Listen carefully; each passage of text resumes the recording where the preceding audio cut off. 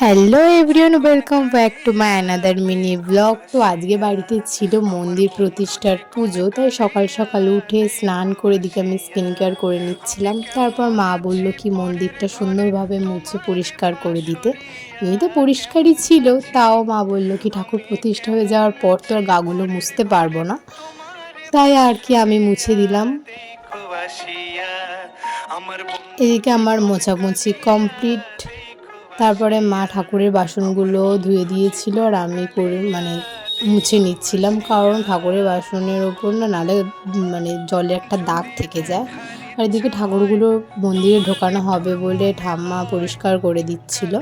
আর এদিকে ঠাকুরমশাই চলে এসেছে।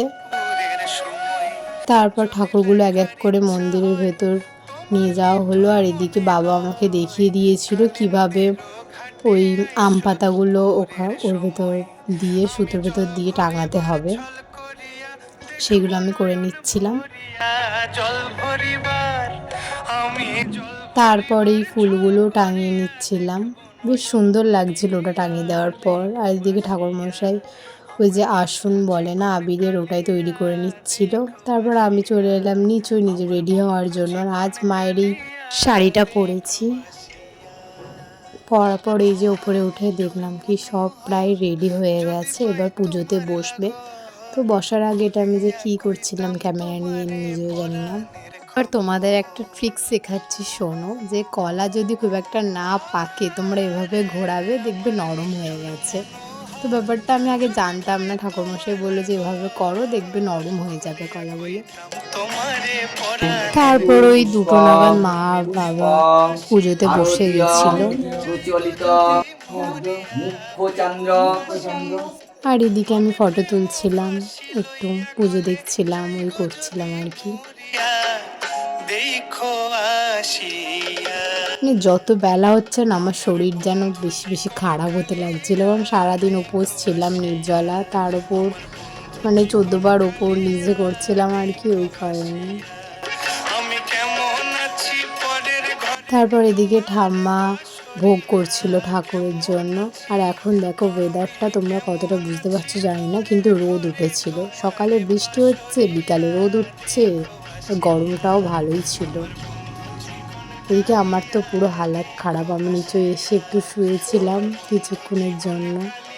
মনে হচ্ছিল শাড়িটারি খুলে জামা পরিনি, কিন্তু মা বললো কি অঞ্জলি দিয়ে তারপরেই খুলিস, সেই যখন পড়েছিস। কিন্তু শোয়ার তো আর কোনো উপায় নেই, একবার করে ডাক দিচ্ছে আর আমাকে যেতে হচ্ছে।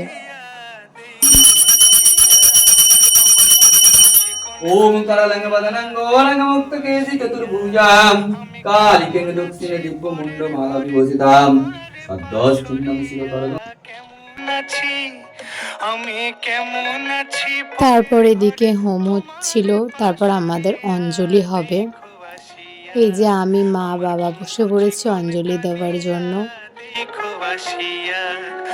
তারপর অঞ্জলি দেওয়া কমপ্লিট হয়ে গেছে। আর এখানে দেখো হোমের ধোঁয়াটা কিরকম ভাবে হচ্ছে। ইচ্ছা হয় তোমার নিঠুর মনে লয়, কালিন্দির ঘাটে আইসো দুপুরের সময়, যদি দেখার ইচ্ছা হয়। এবার পুজো পুরোপুরি কমপ্লিট, তখন ওই 7:30টার মতো বাজে, পুজো কমপ্লিট হয়ে গেছে। এদিকে আমি প্রসাদ নিয়েও বসে পড়েছি। আর আমার মতো তোমরা কে কিরমভাবে খাও গো, বাতাসার ওপর শিরুনি দিয়ে আমি খেতে খুব ভালো লাগে আর কি। আর এদিকে ড্রেসটাও চেঞ্জ করে নিয়েছি, কারণ এত পরিমাণ গরম হচ্ছিল আমি আর পারছিলাম না, আমার মুখটা দেখেই বুঝতে পারছো তোমরা। তো আজকের ভিডিওটা এই অবধি, আশা করি তোমাদের অনেক অনেক ভালো লাগবে। তো আজকের মতো বাই।